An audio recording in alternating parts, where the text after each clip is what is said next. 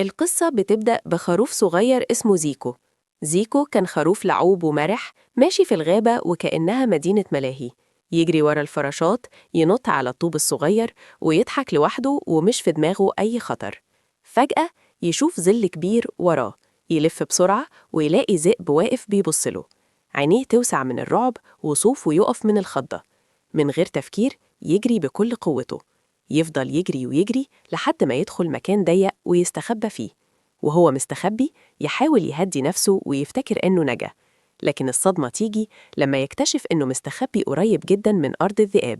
يبص حواليه يلاقي ذئاب في كل مكان.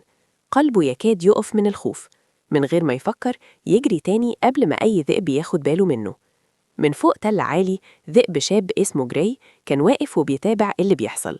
شاف زيكو وهو بيجري ورفع راسه وبص على الأرض كلها. من مكانه العالي قدر يشوف موقع قطيع الخرفان بوضوح. المعلومة دي كانت مهمة جدا وممكن تغير كل حاجة.